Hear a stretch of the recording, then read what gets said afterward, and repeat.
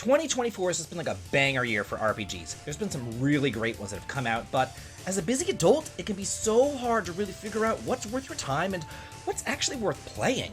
So here, I do want to go over 10 of the best RPGs that have been released this year, and not including any remakes either, because as we all know, there's a ton of them, and I don't want them clogging up this list. These are all fresh new games, and I do think that that is worth a sub, as I try my best to hit 100,000 subscribers by the end of this year. And with your help, your like, and your sub, I do think that I can get there. So, without further ado, let's get started going over some of these great games. First up at number 10, we have The Secret of Ronus, released on the PC.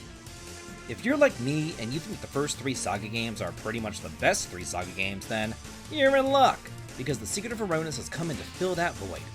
This game seems to take the best aspect of each of those games and kind of like molds them into one, sporting the multiple worlds and character choices of the second game, along with the stat increase system and Tower of Paradise of the first game. And just like the openness, liveliness, and character development of the third game, this is really a gem. Add to all that plenty of quality of life enhancements like on-screen encounters, auto-running, and lightning-quick battles. This just makes it like my childhood dream game, where they took those 3 fantastic Game Boy games, threw them all into a blender, and then we got the best of 3 worlds together in one package. Number 9, Grand Blue Fantasy Relink, released for the PS4, PS5, and PC. Dude, this game, dope. Not only is it filled to the brim with super hot guys, but also an absolutely glorious world.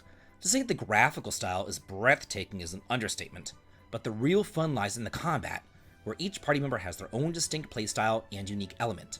So, well, yeah, you can just choose your favorites.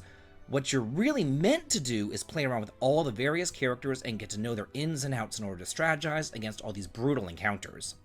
This is kind of like Skies of Arcadia meets the Mana series, as you fight and battle and explore a multitude of sky islands, while also taking part in airship warfare. The only thing that's really missing is a true world map. That alone would have really just let this one soar. Number 8, Final Fantasy Renaissance, released for the PC. First things first, despite what you might think, this is not a ROM hack. This is a fan-made, free game where the original Final Fantasy was faithfully recreated in Unity Engine pixel by pixel. But what makes it so different from the NES game? Well, you could just play it in classic mode, which is essentially the base game, but with all sorts of bug fixes added in.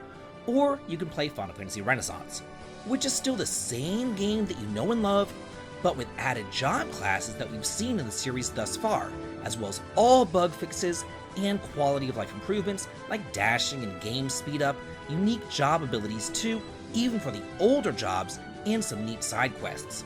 Have you ever wanted to play the original NES game with Dark Knights, Bards, Dancers, Blue Mages, Summoners, and Geomancers? Well, now you can, and all those classic jobs are upgraded too, so this is a great way to revisit an old friend. Number 7, Shin Megami Tensei V, Vengeance, released for the PS4, PS5, Xbox, Switch, and PC. Ever since I was first introduced to this series with Revelations the Demon Slayer back on the Game Boy Color, I've loved Shin Megami Tensei. It's just so different, unique, and hard. I mean, you're fighting off gods and demons here, so don't expect a walk in the park. And while the original version released on the Switch was one of the best exclusives for that console for a whole lot of years, it has now gone multi-platform, and this version really fleshes out the entire story with an all-new path that you can take. Not only are there new story elements introduced, but the battle system, demon fusion, and field exploration have also been streamlined too. This is a boatload of fun and a great way to get your feet wet into this legacy RPG series.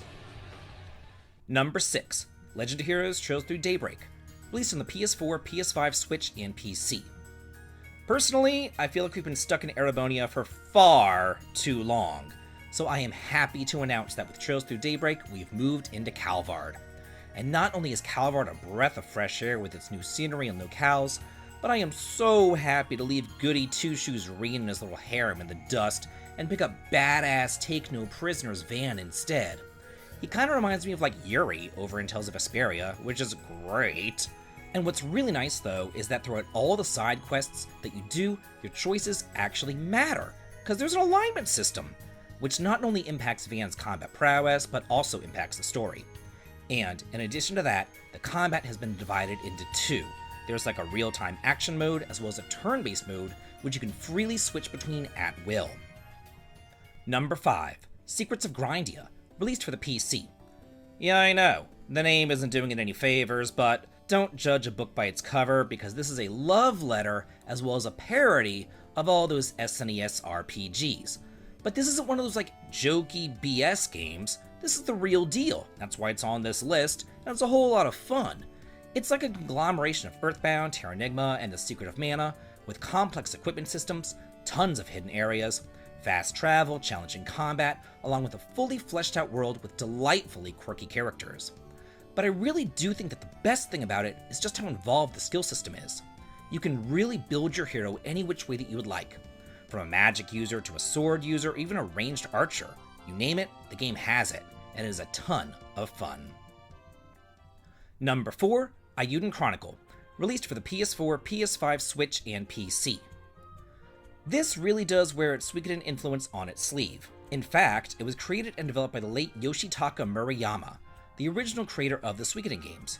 So this really is like a new Suikoden game in all but name, and it really does capture the glory, spirit, vibe, aesthetic, and characterization of the originals.